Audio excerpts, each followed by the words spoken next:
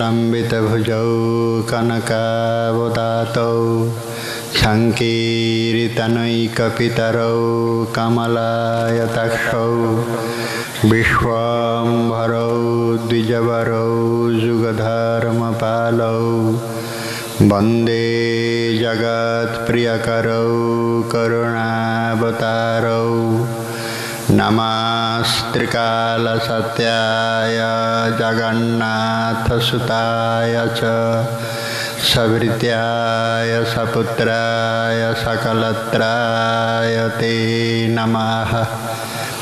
तं घोरजच्छुरितकुन्तलबद्धवरः वन्यप्रसूनरुचिरेक्षणचारुहासं वेणुं क्वनन्तमनुगैरनुगीतकीर्तिं गोप्यो दिदृक्षितदृशभ्यगमन् समेताः तप्तकाञ्चन गौरांगी राधे वृन्दावनेश्वरी वृषभानुसुते देवी त्वां नमामि हरिप्रिये।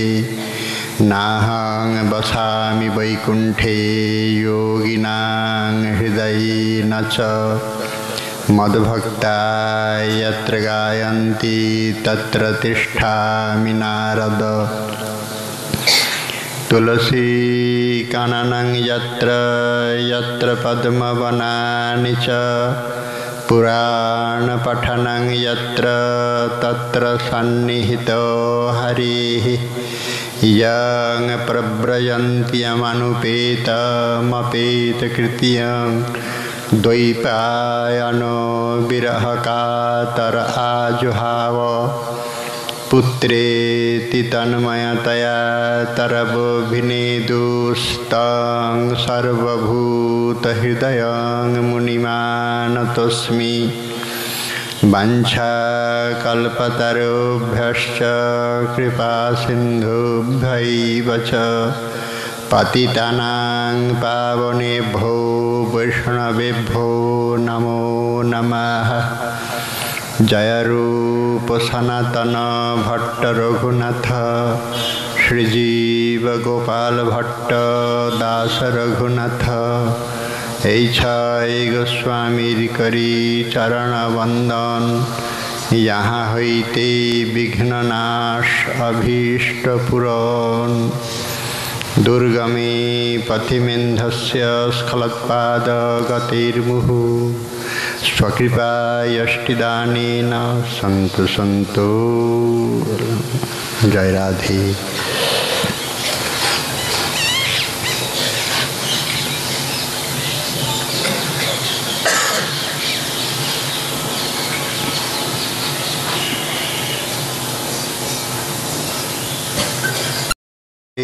वासुदेवाय श्री श्री चैतन्य चरितामृतम्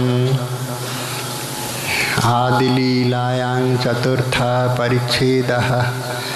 आरैक अद्भुत गोपी भावेर स्वभाव बुद्धिर गोचर नहीं याहार प्रभाव।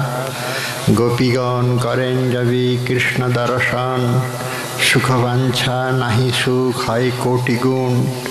गोपिका दर्शने कृष्णेर जे आनंद है ताहा हईते कोटि गुण गोपी आस्वादय। तासबार नाही निज सुख अनुरोध तथापि बाड़े सुख पड़िल विरोध। ए विरोधीर एकमात्र देखी समाधान गोपिकार सुखी कृष्ण सुख पर्यावसान। कलि पावन अवतार श्रीमन महाप्रभुर प्रिय परिकर श्री श्री गौड़ीय वैष्णव संप्रदाय आचार्य श्रील कृष्णदास कविराज गोस्वामी ठाकुर तदीय श्री श्री चैतन्य चरितामृत ग्रंथरत्ने ग्रंथकार आदिलीलार चतुर्थ परिच्छेदेर साथे साक्षात्कार दिच्छेन। आमादेर आजकेर साक्षात्कारे श्रीकृष्ण दर्शने जे गोपिकागणेर सुख सेटा जे कृष्ण सुख এই বিরোধের একমাত্র দেখি সমাধান গোপিকার সুখ কৃষ্ণ সুখে পর্যাবসান। এটি যে কৃষ্ণেরই সুখ, কৃষ্ণের সুখের জন্যই যে সমস্ত কিছু অভিযোজন, তাদের জীবন যৌবন অঙ্গাভরণ বসন ভূষণ তাদের অঙ্গলেপনাদি যা কিছু চেষ্টা কৃষ্ণ সুখেই একমাত্র প্রতিষ্ঠা। এই বস্তুটা আমাদের বোধগম্য না হলেও হতে পারে, কেননা সুখ এমন একটা মনের সংবেদনশীলতা যেটা আমরা ঠিক অনুভবের দৃষ্টিতে আনতে পারবো না। এই জন্য গ্রন্থকার বলেছেন যে বুদ্ধির গোচর নহে যাহার প্রভাব। আমরা সাধারণ বুদ্ধি দিয়ে ঠিক বুঝতে পারবো না সুখের অনুসন্ধান কেমন করে করতে হয়। আমরা যেটুকু জানি এই জগতে সুখ এই সম্বন্ধে অতটুকুই জানি, মানে মনের অভিলষিত বস্তু সাক্ষাৎকার একে সুখ বলে, আর অনভিলষিত বস্তু সাক্ষাৎকার একে দুঃখ বলে। কিন্তু অভিলষিত কি বা অনভিলষিত কি এই বিষয়ে আমরা বিশেষ অনুসন্ধান করতে পারিনি। আমাদের গ্রন্থকার যে স্থানে নিয়ে চলেছেন এটি অতি দূরদিগম্য বস্তু, বুদ্ধির গোচর নয়। গ্রন্থকার বলছেন আমারই বুদ্ধি যায় না, আমি শ্রোতাদের বোঝাতে চেষ্টা করছি, কিন্তু বোঝাতে পারবো কিনা বুঝতে পারি না। তবে সেই জন্যই অনেক প্রয়াস করে খুব সরলভাবে কয়েকটা পয়ারে এইখানে নিবেশ ঘটিয়েছেন। নিবেশ করার উদ্দেশ্য হলো কি, সরলভাবে না বুঝালে ঠিক বুঝানো যাবে না। এমনিতেই সুখ বস্তুটা সরল নয়। সুখ সম্পাদনের জন্য যে সচেষ্ট পরায়ণতা এটা আমাদের জগতে প্রায়শ বিরল। তা আমরা বুঝেছি, আমরা এইটুকু বুঝেছি রাধা গোবিন্দের এই যে সম্পরিশক্ত আলিঙ্গিত রূপটি এটি যথার্থ সুষুপ্ত ব্রহ্মের স্বরূপ, পূর্ণানন্দ ঘনীভূত রূপ। সুখ সম্পাদনে পরস্পরের চিত্ত চাতুরী এমনভাবে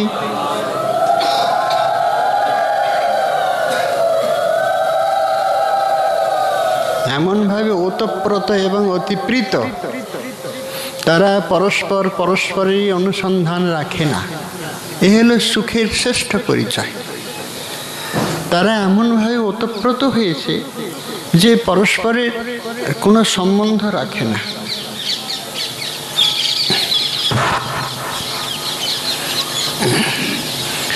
পরস্পরকে সুখ দিবার জন্যই তারা সতত ব্যস্ত। তারা স্বয়ং সম্পরিশক্ত মানে আলিঙ্গিত, একে বলে সুষুপ্ত ব্রহ্ম। রাধারানী গোবিন্দকে সুখ দিবার জন্যই এই সুখের সমস্ত ব্রজবিলাস তৈরি করেছেন। ব্রজ শব্দটাই হলো সুখের ঋদ্ধি এবং সমৃদ্ধির পরিণতি। যা কিছু দৃশ্য হতেছে সমস্ত কিছুই রাধারানীর কায়বুহা স্বরূপ। যদিও বা সখীগণ তার পল্লব পুষ্প পাতা এ কথা বলা হয়েছে, ব্রজের যত্রতত্রই শ্রী রাধারানীর সমস্ত সুখ উপচার সর্বত্রই। এই জন্যই শ্রী গোবিন্দ সর্বত্রই রাধারানীর স্পর্শ পান। যেখানেই যান, অন্তত ব্রজের ভিতরে তিনি যেখানেই গমন করেন যান সেইখানেই রাধারানীর স্পর্শ পান। তার অঙ্গের সুগন্ধ পায়, মধুর পিকধ্বনিতে তার কণ্ঠস্বরের আলাপন সিঞ্চন হয় এবং শিশির মৃদুমন্দ পবনের কোমল স্পর্শে রাধারানীর অঙ্গস্পর্শে সুগন্ধি সুবাসিত হয়। সর্বত্রই এই সুখোপচারের নিদান। কোথাও বা কুঞ্জ মন্দিরের মধ্যে বিচিত্র শয্যা শয়নে পুষ্পাভরণী গোবিন্দে সুখ শয়নের বিচিত্র আভরণ নির্মিত, কোথাও বা কালিন্দী জলকল্লোলে আর কলনাদে মুখরিত, পুলিন বাটিতে কর্পূর বিনিন্দিত ধূলিরাশি গোবিন্দের বিলাসাস্পদের একান্ত রম্য স্থান। বনবিথিকার প্রতিটি বিথিকার পাশে পাশে যে বিচিত্র মালতী যুথিকা পুষ্পাভরণের দ্বারা সুসজ্জিত, এই বড় বিচিত্র। সব রাধারানী গোবিন্দকে সুখ দিবার জন্য এইভাবে সুসজ্জিতা হয়েছেন। একা তিনি তখন তিনি সম্পরিশক্ত, অথবা তার থেকে তিনি অভিন্ন হয়েও বিযুক্ত হয়ে তাকে সুখ দিবার জন্য সতত চেষ্টিত। এই প্রস্তাবনা বড় বিচিত্র। বিচিত্র এই জন্যই বলছেন, আমাদের দার্শনিক মহাজন বলেছেন যে ব্রহ্মটি সুষুপ্ত। কেমন জানেন? বিকৃত না, ব্রহ্ম বিকার হয় না, মানে সচ্চিত বিকার হয় না। সব দার্শনিকের একটাই অভিমত, এই বিষয়ে সম্মতি আছে সকলের, যে ব্রহ্ম বিকারহীন। এই জন্য আমরা বিকারবাদী না। বিকার কাকে বলে আমরা যথাযথ জেনেছি। সতত্বন্যথা প্রথা বিকার ইতি সতে, আর অতত্ত্বন্যথা প্রথা পরিণাম ইতি সতে ইতিরিয়াতে। যার কোনো তত্ত্বই নাই, সত্যই নাই, সেইখানে কি হয়? পরিণাম হয়ে যায়। সেখানে বিবর্ত। অতত্ত্বন্যথা প্রথা বিবর্তিতিরিয়তে, আর সতত্ত্বন্যথা প্রথা বিকার ইতি সতে। যেমন দুগ্ধ হতে বিকার হয় দধি। দধি নামে একটা অভিনব বস্তু পাওয়া গেল, কিন্তু দধিকে কিছুতেই দুগ্ধেতে পরিণত করতে পারবো না। এই জন্য আমাদের বিকার স্বীকৃত নয়। কোনো কোনো বৈদান্তিক বিকার এবং পরিণামকে এক করে দেয়, কিন্তু তা নয়। আমাদের বেদান্ত আচার্যগণ তা স্বীকার করেন না। বিবর্ত একটা মিথ্যা ভান। বিবর্তেও বস্তুর হানি হয় না।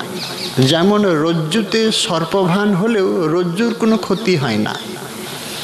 যখন আলো নিয়ে আসা যাবে তখন ভয় দূর হবে। হায় হায়, শুধুমাত্র ভয় পেয়েছিলাম দড়িটা। তার মানে রজ্জুর এতটুকু হানি হলো না। বিবর্তে বস্তুর হানি হয় না, বিকারে বস্তুর হানি হয়। দুইটাকে কোনো রকমেই আমি দুধে আনতে পারবো না। সেই জন্য আমাদের হলো পরিণামবাদ। আমাদের বৈষ্ণব বৈদান্তিক বলেছেন আমরা হলাম পরিণামবাদী। পরিণামে তো ব্রহ্মের কোনরূপ বিকার হয় না, অবিকার। অর্থাৎ আসলে তিনি স্বরূপে স্থির, অচঞ্চল হয়েও অনন্তরূপেই পরিণত। কিরকম বলছেন? এমন একটা জিনিস, সে সামান্য আকারে সব কিছু দৃশ্য হয়, অনুভব হয়, কিন্তু বিশেষ আকারের ভিতরে সামান্য আকারও থাকে। সামান্য আকারে তখন সুপ্ত, তখন নিদ্রিত, আলিঙ্গিত। বিষয়টা একটু কঠিন এই জন্য, কেননা এটা খুব ব্রহ্মর বিষয়, তো আমাদের ক্ষুদ্র পরিধি যেতে পারছে না। সেইখানে সুপ্ত, নিদ্রিত প্রায়, সামান্যাকার। আমরা পরিণাম না নিলে তো এইখানে আসতে পারবো না। রাধারানী কেমন করে সুখের সমৃদ্ধি ঘটিয়েছেন ব্রজবিলাসে, তাই ব্রহ্মটি এখানে একবারে সুপ্ত, নিদ্রিত প্রায়, সদা সুখাভিলাষিত, সামান্যাকারে পরিণত। বিশেষাকার যদি স্বীকার করা যায় তাহলে বিশেষের মধ্যে সামান্য দৃশ্য হয়। কেমন কথা? সামান্য কেমন জানেন? সব জায়গায় যে থাকে তাকে সামান্য বলে। সব জায়গায় মাটি সব জায়গায় আছে, হ্যাঁ মাটি সব জায়গায় আছে, কিন্তু আমরা যদি মাটির পুতুল করি, মাটির হাতি করি, মাটির কোনো ঘোড়া বা কিছু একটা করি, তার মধ্যে দুটো জিনিস পাওয়া যাবে, বিশেষ আকার। মাটির হাতিতে হাতিও দেখা যাবে আর মাটিও দেখা যাবে। মাটির হাতিটা ভেঙে গেলে মাটিতেই পরিণত হয়, এই জন্য বিশেষে সামান্য দৃশ্য হয়। সামান্যতে বিশেষ দেখা যায় না। মাটি খুললে মাটির পুতুল বা হাতি এইসব দেখা যায় না। এই জন্য সুষুপ্ত ব্রহ্মটিকে আমরা যখন আমাদের সামনে চেষ্টিত সুন্দরভাবে এসে উপস্থিত করায়, তখন সে হয় অতি সুন্দর। তার নাম হয় ভুবনমোহন। এত সুন্দর, এত মোহন, এত মাধুর্যমণ্ডিত, এমন রসায়িত, তখন হয় ব্রহ্মের যথাজয়, ব্রহ্ম যথার্থ রূপে পরিচিত। বিশেষাকারের মধ্যে সামান্যাকার দৃশ্য হয়। তাই আর পরিণাম তাহলে কেমন হলো? বলে পরিণাম তো ওইটাই, যখন বিশেষ আকার নিল তখনই তো ব্রহ্ম পরিণত হলো, কোনো একটা গঠনে গঠিত হলো, কোনো একটা রূপে রূপায়িত হলো। পরিণামে তো বস্তুর হানি হয় না। সে আবার কেমন? বলে বস্তুর হানি এই জন্য হয় না, বর্ষপল বর্ষায়, মানে বর্ষপল জলেতে যে সমস্ত বরফগুলো ভাসে, জলই। বরফটা যদি গলে যায় তাহলে তো জলই হয়, জল ছাড়া তো আর কিছু নাই, তাই না? সমুদ্রেতে তরঙ্গ ফেনা হয়, যখন সমুদ্র শান্ত হয় তখন দেখা যায় সমুদ্রই তো, অন্য কিছু তো নয়। সমুদ্রেতে তরঙ্গ ফেনা, হ্যাঁ, বর্ষপলে এই সমস্ত বরফ ভেসে বেড়ায়। এই যে পরিণাম হয়ে গেল, পরিণামে তো বস্তুর হানি হয় না, অবিকারী হয়েই থাকে। যদি দেখা যায় বিকৃত মাত্র, কিন্তু বস্তু সদা স্থির অচঞ্চল। আমরা এই জন্য পরিণামকে স্বীকার করি। তিনি স্বয়ং স্বপ্রকাশ, স্বয়ং প্রকাশ শুদ্ধ হয়েও তিনি বিকারের মানে পরিণামে পরিণত হয়ে এসেছেন, কিন্তু তিনি অবিকৃত, স্বয়ং অবিকৃত। রাধারানী সেই জন্য স্বরূপে তিনি হ্লাদিনী শক্তি, তার থেকে এতটুকু বিযুক্তা নন,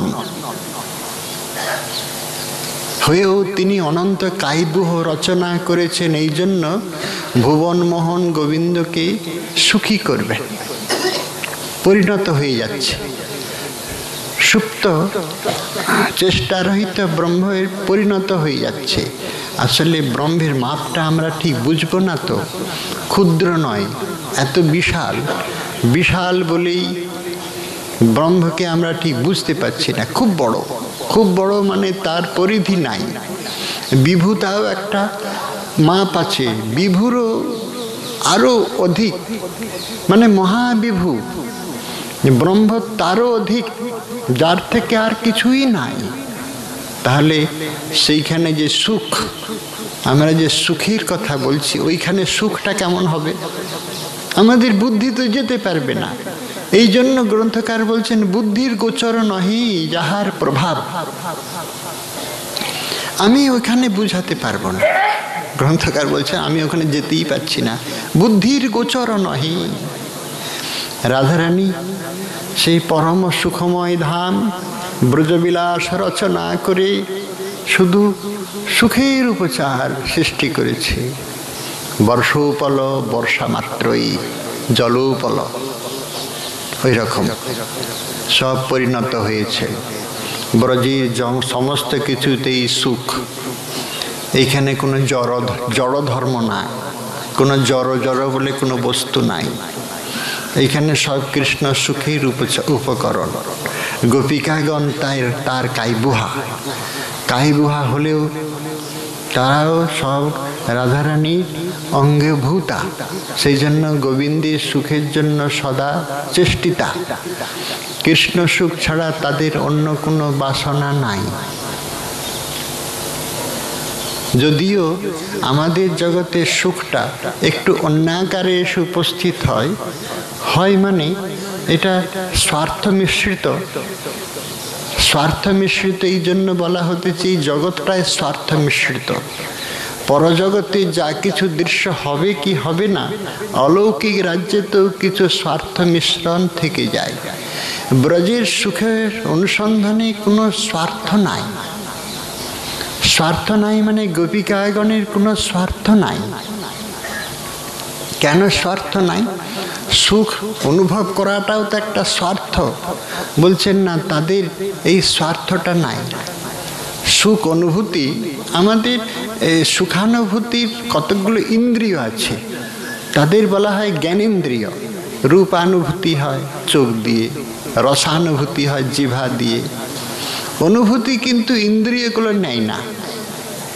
ইন্দ্রিয়ের মধ্যে আরেকটি ইন্দ্রিয় আছে, তার নাম অতীন্দ্রিয়। আমরা বলি জিভ দিয়ে রস আস্বাদন করি, তা নয়। জিভের ভিতরে আর ছোট ছোট কোরক আছে। এই কোরকের মাঝখানে আবার কতকগুলো ভেদ আছে। কোন স্থানেতে ষড়বিধ রস আস্বাদন হবে এটা নির্ণয় করা আছে।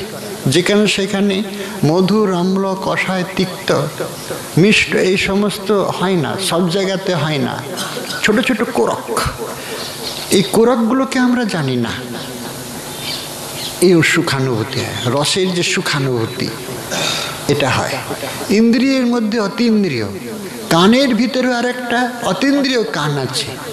কর্ণ শ্বাসকুলি অবচ্ছিন্ন আকাশ আছে, তাই আমরা এই শুনতে খুব সুখ পাই। কোকিলের স্বরকে কে না ভালোবাসে বলে। কোকিল অখিল প্রিয় সুমধুর গানে। আমাদের যে জ্ঞানেন্দ্রিয় জ্ঞান প্রাপ্তি করে। জ্ঞান মানে জানা যায়, যেটা জানা হয়। জানা মানে বোধ হয়। বোধ জিনিসটা কেমন, যা আমরা জানছিলাম না এখন জানলাম, যা জানছিলাম না এখন জানলাম, এটির নাম জ্ঞান।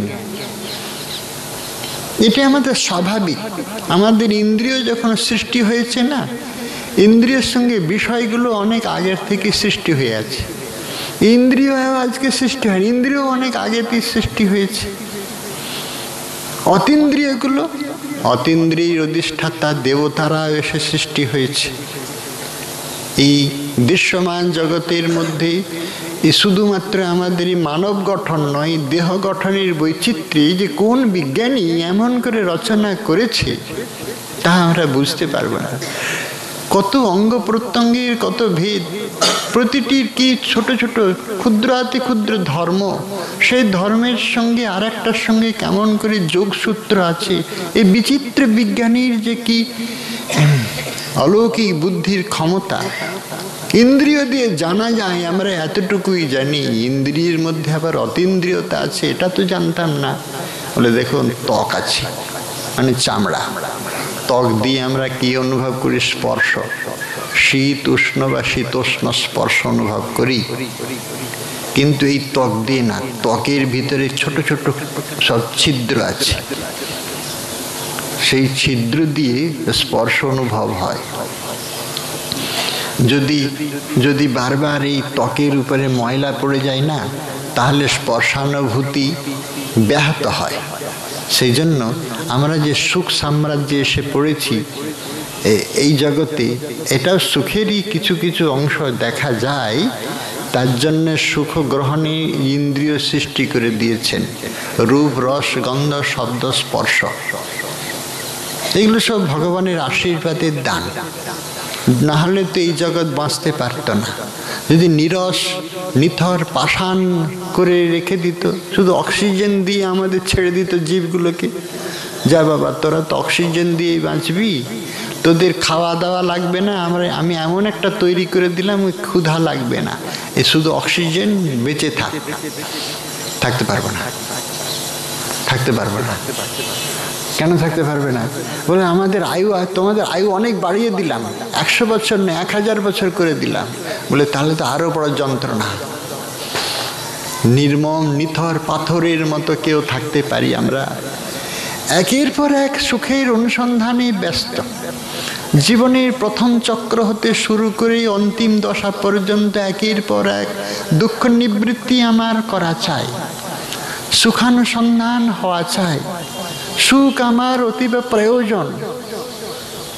কি দারুণ পরিস্থিতি তৈরি করে দিয়েছে তো আমাদের। সেই জন্য আমরা গভীরে প্রবেশ করতে পারি না। গভীরে পারি না কেন জানেন? জল যখন দ্রুত গতিতে বয়ে যায়, নদীর স্রোত, সেখানে তার মাপা যায় না তার গভীরতা কত। জল যেখানে দাঁড়ায় সমুদ্রেতে শান্ত স্থির হয়ে যায়, মাপা যায়। যতক্ষণ অচঞ্চল স্থির ধীর না লাভ হচ্ছে ততক্ষণ গভীরতা মাপা যাবে না। আমরা বেগে চলেছি, সুখের সন্ধানে বেগে চলেছি চলেছি চলেছি। আমরা কে এবং কি করছি অনুসন্ধান নাই।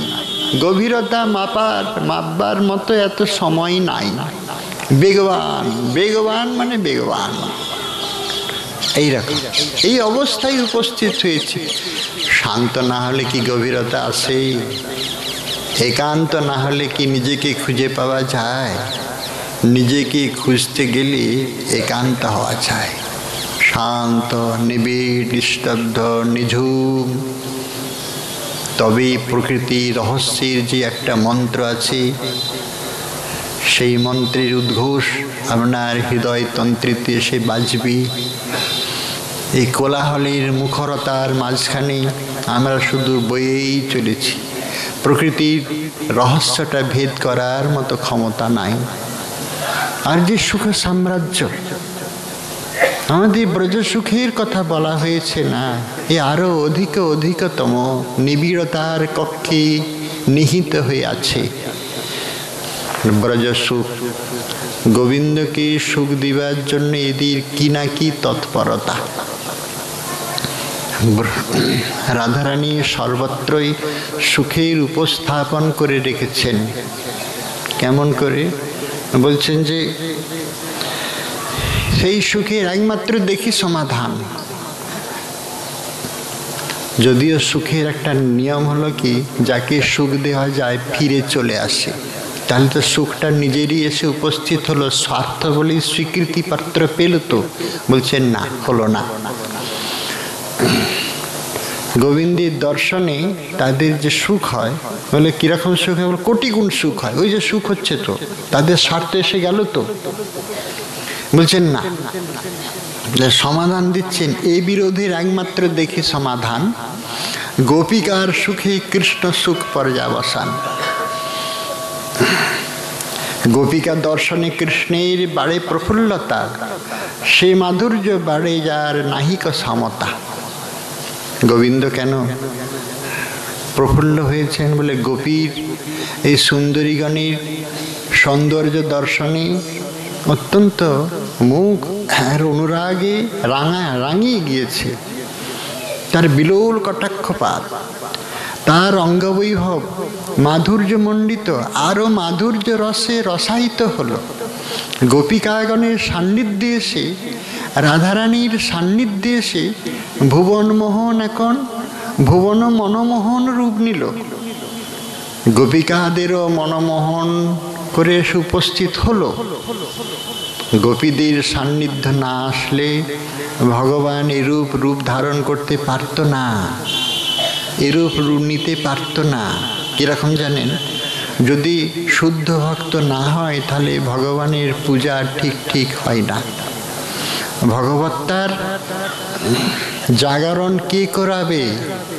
শিলার মধ্যে কেমন করে ঈশ্বরের দর্শন হয় সাধারণকে কিছুতেই বোঝানো যাবে না।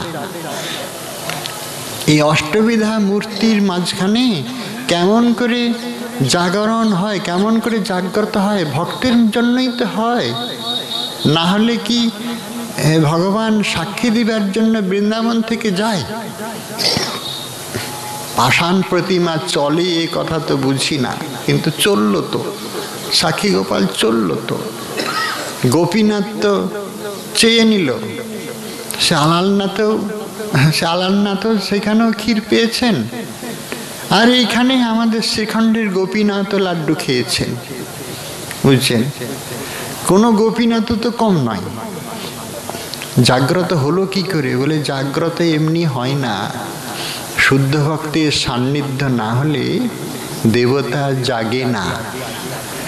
আমাদের সেই জন্য শুদ্ধা ভক্তি চাই। শুদ্ধা ভক্তির মাপকাঠি হলো সুখ দেওয়া, অন্য কিছু নাই। বড় কিছু আড়ম্বর করলাম, বহু কিছু করলাম, বহু জয়ঢাক বাজালাম, কত কি করলাম, হ্যাঁ একটা করলাম, ওতে কিছু চিত্তশুদ্ধি হয়েছে তো? বলছেন কি রাজস্থানে নাকি এবছর কয়েকটা গ্রাম নিয়ে যত জমি আছে কত মন ঘি পুড়িয়ে একটা যজ্ঞ হবে, এবছরে যোজনা হয়েছে। সেটা বৃন্দাবনে হবার কথা ছিল, জায়গা পায়নি, অতটা জায়গা নাই বলে রাজস্থানের একটা জায়গা পেয়েছেন। সেই মহাত্মা বিশাল যজ্ঞের আয়োজন, কত ঘি, কত মন, কত কি হবে। আমাদের বক্তব্য বিষয় হলো হোক, তাতে দোষ নাই, কিন্তু চিত্তশুদ্ধি হবে কিনা এটাই হলো প্রয়োজন। চিত্তশুদ্ধি হবে কিনা? যদি চিত্তশুদ্ধি না হয় বাবু, ওই যত লাভ ঝাপ করি না কেন, ওতে কিছু লাভ হবে না, কিচ্ছু লাভ হবে না, ওই লাভ ঝাপই হলো। ওই আমাদের আচার্য যখন ওইসব শিখায়নি। আর এটা তো ব্রজদেশ, খুব সাবধানে পা ফেলতে হয়, খুব সাবধানে। এটা হলো সুখবিলাসের স্থান, এখানে অন্য কিছু স্থান নেই। এইখানে দেবতা সদা জাগ্রত, তার কাছে আরাধনার উপচার নিয়ে আসতে গেলে সেই রকম হয়ে আসতে হবে, চিত্ত অত্যন্ত পবিত্র হয়ে আসতে হবে, শুদ্ধ চিত্ত। আড়ম্বরের দ্বারা ভগবান জাগে না তা নয়, ভগবান তো বলেইছেন। খুব যেখানে অর্চন মার্গের কথা বলেছেন, অর্চনাঙ্গে ভক্তির কথা বলেছেন, বাদ্য সহকারী, নৃত্য সহকারী, গান সহকারী সব নিয়ে আমার পূজা করবে, পূজার অন্তেতে আমাকে গান শোনাবে, এসব কথা অনেক মন্দিরে শোনায়ও, বা তাকে গান শুনিয়ে তোলাও হয়। এগুলো তো ভগবানের নির্দেশ, তবে গানটা মর্মস্পর্শী হওয়া চাই। মর্মস্পর্শী কেমন জানেন? নিজের মনটাই যদি ঠিক জায়গাতে গেল না, তো গোবিন্দের মনটাকে আমি কি করে নাড়া দিব? আমার মনটাতেই তো সাই দিল না প্রতিটা গানের ছন্দ, আমার মনটাকেই যদি দোলা না দিল, তো গোবিন্দকে আমি সুখ দিব কি করে? তবে এটা শুনবেন, প্রতিটা গানের ছন্দ গোবিন্দ খুব কান পেতে শোনেন, কেননা তার একটা নাম হলো শ্রোতস্রবা। গানের মর্ম তিনি অনুধাবন করেন। গান এমন একটা মন্ত্র, এর দ্বারা ভগবানকে বশ করা যায়, খুব শীঘ্রই বশ করা যায়। কিন্তু গানকে আমরা এমন বিকৃত করে তুলি, গোবিন্দের বশে আসে না, খুব কষ্ট পায়, খুব কষ্ট পায়। মর্মভেদ হয়ে যায়, তো মর্মভেদ হয়ে যায়, মানুষের মর্মভেদ হয়ে যায়, তো দেবতার মর্ম কোথায়? গান আমাদের ভগবত রাজ্যের একটি বিশেষ সম্পদ। এই জন্য গানের কথা বারবার বলেছেন। আমাদের কীর্তনাঙ্গ ভক্তি মহাপ্রভুর যুগে, তার আগে কীর্তন এরকম ছিল না। কত বড় তাল তরঙ্গ দিয়ে কীর্তন সহকারে ভগবানের আরাধনা হতো। সেই কীর্তন একটা আমাদের ভগবত ভজনের বিশেষ অঙ্গ। এর দ্বারা কি চিত্তশুদ্ধি হয়? বলছেন অবশ্যই হয়। যে পদাবলীর মর্মস্পর্শী মন্ত্রগুলো, সেটাকে যদি তাল দিয়ে রাগ রাগিনী যথাযথ আলাপ করা যায়, অবশ্যই দেবতা জাগ্রত হয়, দেবতা জাগ্রত হয়। কেমন জানেন, আমরা জয়পুরের গোবিন্দদেবকে তো ভালো জানি, গোবিন্দ দর্শন করতে আমরা যাইও। আমরা সাক্ষী গোপালের কথা বললাম, তো ওই রাজস্থানের খুব বড় একজন গায়িকা, তার নাম হলো ঠনঠনিয়া বাই। এই কথা আমি আরেকবার বলেছিলাম। ঠনঠনিয়া বাই খুব বড় গায়ক, খুব বড়।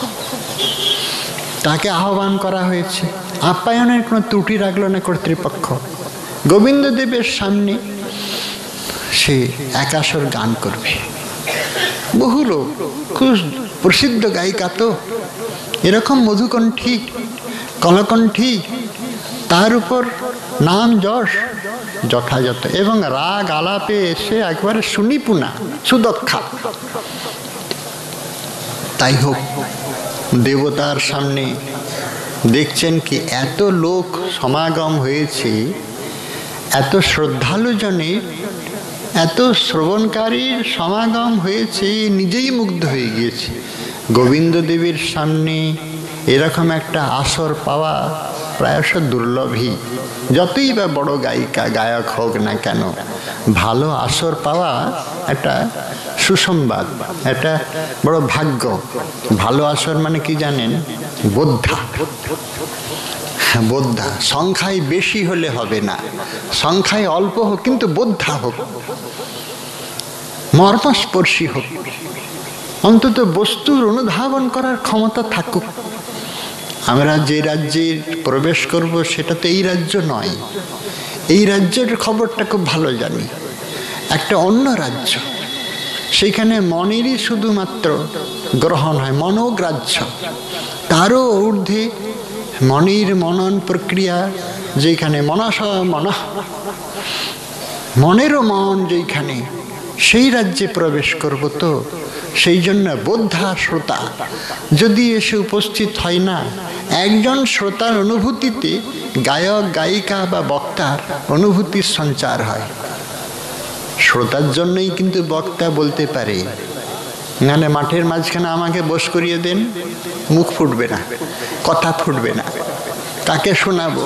তবে হ্যাঁ, শোনানো যায়। সেই রকম যদি যোগ্যতম বক্তা হয় তাহলে শোনাতে পারে। সে একটা ঘটনাও, রাধারমণ ঘোষ মশাই, যার জন্য রাধারমণ প্রেস, রামনারায়ণ বিদ্যারত্ন মশাই, তিনি সেই রাধারমণ প্রেসের সমস্ত গৌড়ীয় গ্রন্থে সংস্কার করেছিলেন। রাধারমণ ঘোষ মশাই একজন বৈষ্ণব মহাত্মাকে দেখছেন, বৈষ্ণব বাবাজি আর কি। একবারে আসলে সত্য কথাটা বলবো কি, বাবাজি শব্দ আমাদের অভিধানে নাই।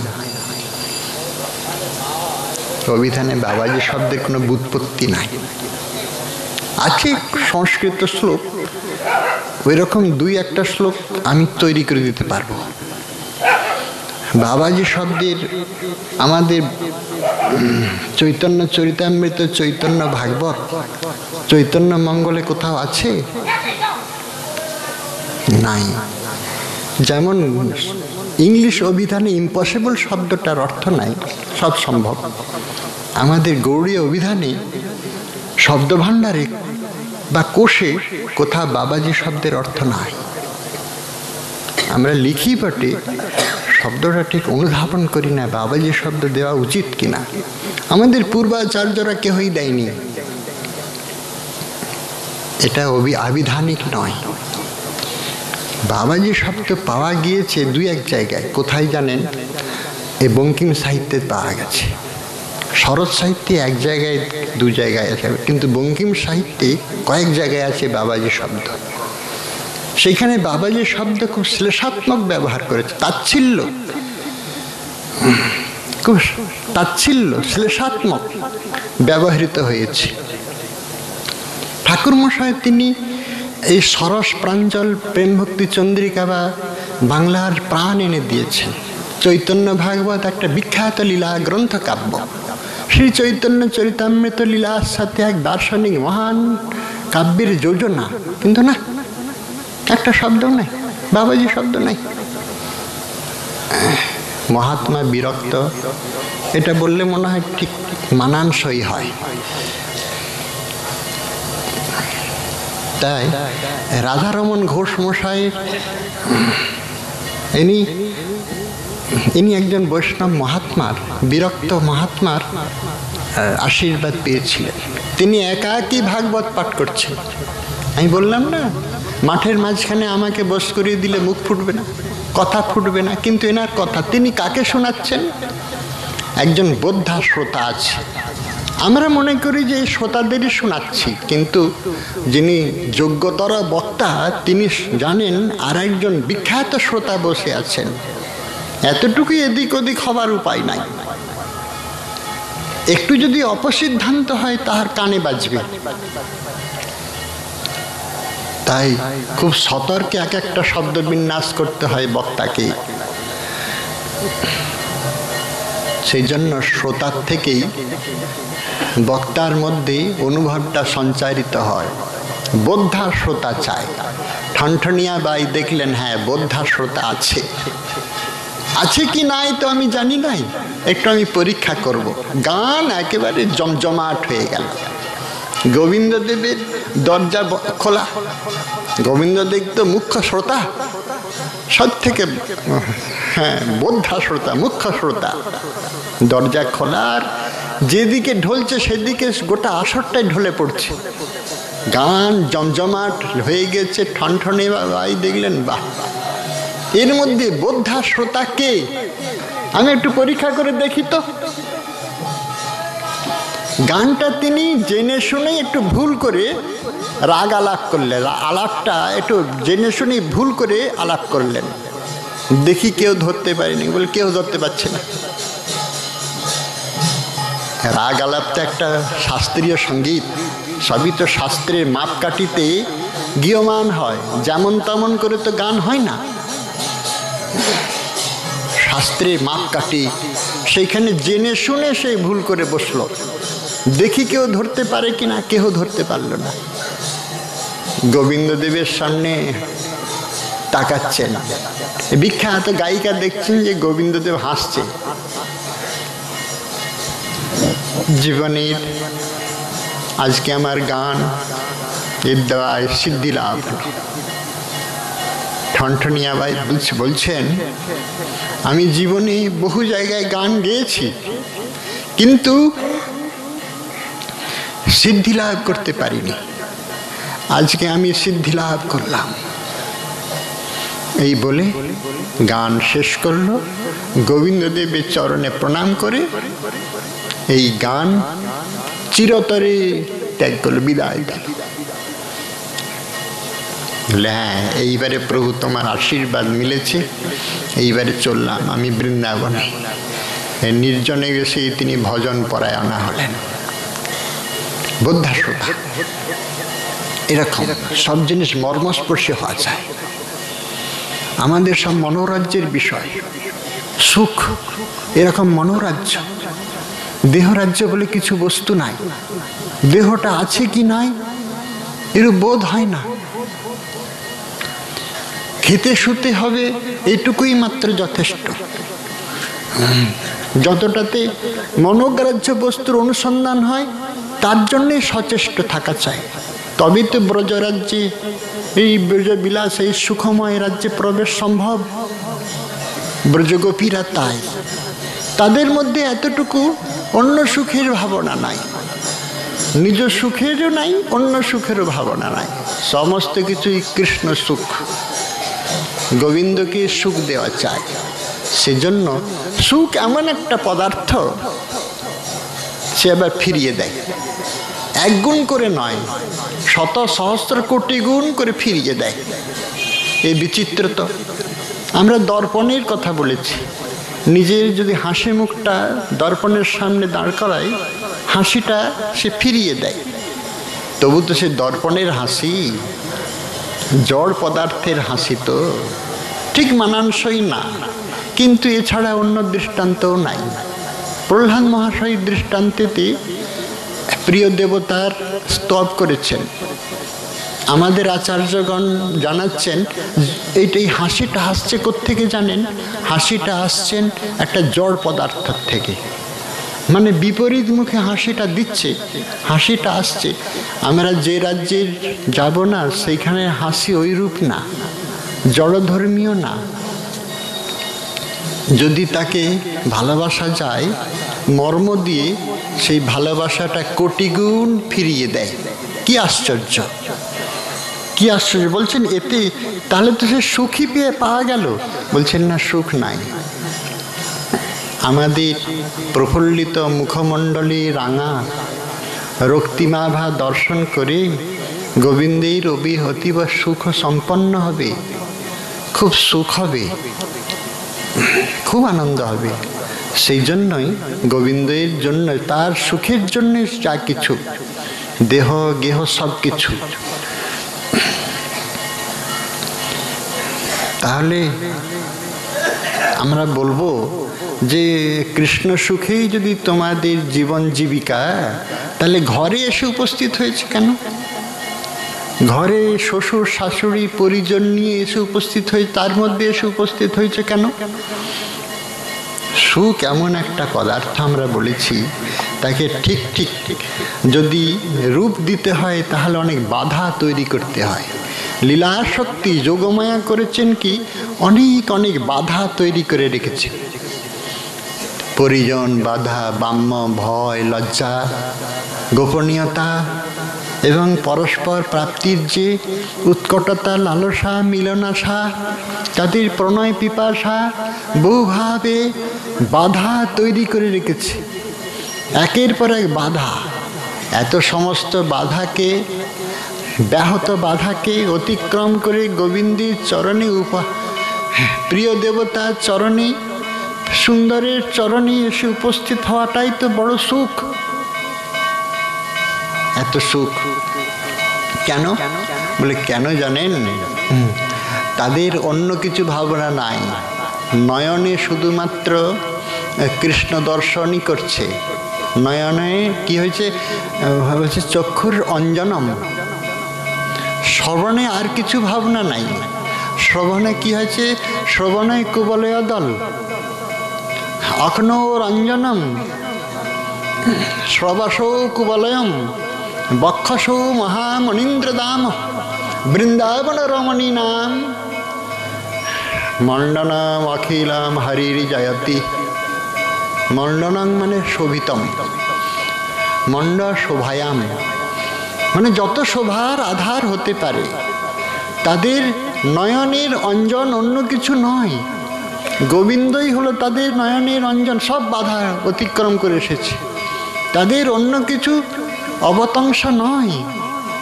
কর্ণের কুণ্ডলী হলো শ্রবাসৌ কুবলয়ম, গোবিন্দই হলো তাদের কুবলয়, কর্ণাবতংশ। বক্ষের বিলম্বিত হার, মহামণীন্দ্র দাম। শুধু তাই নয়, বৃন্দাবন রমণীগণের, ব্রজরামানাগণের গোবিন্দই হতেছে ভূষণ। তাদের সর্বাঙ্গের সৌভাগ্যের পরিচয়, ললাটে সৌভাগ্যের তিলক, হ্যাঁ, বাহুতে বাজুবন্ধ, হ্যাঁ, আর কবরী বন্ধনের যে সমস্ত বিচিত্র পুষ্পের গুন্থন, এইগুলি সমস্তই শ্রী গোবিন্দের আভরণ, তারই আভূষণ সব সব। সেই জন্যই বলছেন কি, সব কৃষ্ণ সুখে সুখ পরায়ণা, তাদের অন্য কিছু ভাবনা না। এইখানে মর্মস্পর্শী আবেদন, প্রিয় দেবতার সামনে আসার এটি হলো মর্মস্পর্শী আবেদন। চিৎঘন মূর্তিকে সামনে এসে দাঁড় করায় ভুবন মোহন রূপে, এমন করে যদি উপচার নিয়ে আনা যায়, তাহলে দেবতা সুন্দর হতে সুন্দর হয়ে এসে উপস্থিত হয়। ভক্তির ভাবনায় তো দেবতার আবির্ভাব হয়। ভাবনা যদি শুদ্ধ হয়, তাহলে দেবতা হয় অত্যন্ত চমৎকৃত। উপচার যদি উৎকৃষ্ট হয়, দেবতা হয় অত্যন্ত হৃষ্ট, খুব আনন্দিত হয়। উপচার সেই জন্য শুদ্ধ হওয়া চাই। গোপিকা উপচারের এতটুকু ত্রুটি রাখে নাই। সমস্ত সুখের উপচার তৈরি করে এসেছে। উপস্থাপন করেছি। তাই গ্রন্থকার আমাদের জানাচ্ছেন এছাড়া তো আর কোনো দ্বিতীয় সমাধান নাই। সব কৃষ্ণ সুখেই, নিজেদের সুখ যদি আসে আসুক, কিন্তু সেটা কৃষ্ণেরই সুখ। সেই জন্য এই বিরোধের একমাত্র দেখি সমাধান, গোপিকার সুখে কৃষ্ণ সুখ পর্যাবসান। গোপিকার যে সুখটা হচ্ছে এটা গোবিন্দেরই সুখ, কেননা তাদের নিজস্ব বলে কোনো তো দাবি নেই, নিজস্ব বলে কোনো স্বার্থ নেই, আমার বলে এরকম কোনো ব্যাধিকরণ নাই, সব সমানাধিকরণ। একই অধিকরণে সমান ধর্ম যদি থাকে তাকে সমানাধিকরণ বলে। তাদের ব্যাধিকরণে বুদ্ধি নাই। গ্রন্থকার এত বড় আমাদের সুখোপচারের সংবাদ দিয়ে বলছেন, আমি আর একটা সুখের সংবাদ বলছি। গোপিকাদের মনের মধ্যে যে এতটুকু কাম নাই, সহজে গোপীর প্রীতি নহে প্রাকৃত কাম, কাম ক্রীড়া সাম্যে তারে কহি কাম নাম। ঠিক বিপরীত, আমাদের দেশকে বোঝানোর জন্য বিপরীত মাত্র। এইটা না দিলেও চলতো, কিন্তু আমাদের দেশের লোক যে স্তরে, যদি কেউ একজনও বুঝে, বেদান্তি বলেছে কি একজন মুক্তি হলে নাকি গোটা জগৎ মুক্ত হয়ে যায়। আমি যদি মুক্ত হয়ে যাই তাহলে গোটা জগৎ মুক্ত হয়ে যাবে। এর বলেছেন তার মানে যদি আমার তো কেউ, তাদের মধ্যে তো সংসারই নাই, তাদের মধ্যে তো কোনো জগৎ বলে কিছু নাই, জাগর স্বপ্ন বলে তো কিছুই নাই, একমাত্র ব্রহ্মই সত্য। আমি যদি মুক্ত হয়ে যাই তাহলে গোটা জগৎটাই মুক্ত হয়ে গেল। আমি বদ্ধ মানে গোটা জগৎটাই বদ্ধ। অহং ব্রহ্মাস্মি চিন্তায় রত। তো গোপিকাগণের চিত্ত কিরকম? ওই রকম না, ওই রকম না। আমি সব কিছু দিয়ে সব কিছু তোমারে দিব, সেই জন্য তার মধ্যে কোনো কাম নাই। সহজে গোপীর প্রেম নহে প্রাকৃত কাম, কাম সাম্যে তারে কহি কাম নাম। মানে যদি একজন মুক্ত হয়ে যায়, বলছেন কি আমাদের জগতে যদি একজনও এই তত্ত্বের অনুসরণ করতে পারে, ঠিক অনুধাবন করতে পারে, তাহলেই সে জগতের কামনার থেকে শুদ্ধ হয়ে যাবে। কি আশ্চর্য! কাম ক্রীড়া সাম্যে তারে কহে কাম নাম। বলে একজনের যদি চিত্তশুদ্ধি হয় তাহলেই গোটা জগৎ পবিত্র হবে। কেমন করে চিত্তশুদ্ধি হয়? সে এসে জানাবে আর একজনকে, সে এসে আর একজনকে জানাবে। কলিহত জীবীর দুর্দশা দেখে, চিত্তের অশুদ্ধিতা দেখে মহাপ্রভু এসে উপস্থিত হলেন। বলে বাপরে, তোরা যেরকম অসুর প্রায়, তোদের উচ্ছেদ করলে তো মানুষের জাতি থাকে না, সবই তো অসুর। সেই জন্য মহাপ্রভুর দর্শনে, চৈতন্য দর্শনের মূল মন্ত্র হলো তিনি চিত্তশুদ্ধি করেছেন। দেখছেন সবই তো অসুর প্রায়, সবই নিজের স্বার্থ কামনায় ব্যস্ত, এছাড়া তারা অন্য কিছু জানে না। এটি নাম হলো আসুর প্রবৃত্তি। গৌরাঙ্গ মহাপ্রভু আমাদের এমন বস্তু দিয়েছেন ইতিপূর্বে কোনো অবতার এসে দিতে পারেনি। রাম আদি অবতারে ক্রোধে নানা অস্ত্র ধরে, অসুরেরে করিলা সংহারে, এবে অস্ত্র না ধরিলা, প্রাণিকারে না মারিলা, চিত্ত শুদ্ধি করিলা সভারে। এই চিত্তটাকে শুদ্ধ করে দিল, অসুরগুলোকে সুর করে দিল, পতিতকে অপতিত করল, অস্পৃশ্যকে স্পৃশ্য করল, অভাজন সভাজন মহাজন হলো। বৃন্দাবনের স্বীকৃতি ভাজন হলো, সৎপাত্র হলো। এটি মহাপ্রভুর অবদান। কোন শাস্ত্রে এমন করে চিত্তশুদ্ধির উপরে এমন করে কথা বলেছেন আমার জানা নাই। অন্যান্য দর্শনে চিত্তশুদ্ধির উপরে এত বিস্তার অভিযোজন করেছেন আমার জানা নাই। অন্য কোনো বৈদান্তিক শাস্ত্রে বা অন্য কোনো দর্শনে এমন নাই। আমাদের গৌড়ীয় দর্শনে যেভাবে চিত্তশুদ্ধির প্রক্রিয়া প্রতিক্রিয়া চর্চা এবং চর্যার অভিযোজন ঘটিয়েছেন এমনটি আর নেই। তাই মহাপ্রভুর চরণে আমরা এইটুকু প্রার্থনা করি, আমরা সকলেই প্রার্থনা করি আমাদের চিত্তশুদ্ধি হোক, আমরা বাসনা বিদ্ধ হতে মুক্ত হই, আমরা ব্রজবিলাস প্রীতিবিলাসের স্থানে প্রবেশ করব তো সুখের দেবতাকে সুখ দিয়ে যেমন উপচার দিতে পারি, আনতে পারি, সুখ দিয়ে সুন্দরের কাছে যেতে গেলে সুন্দর হওয়া চাই, কোনো অসুন্দর বস্তু মানানসই নয়।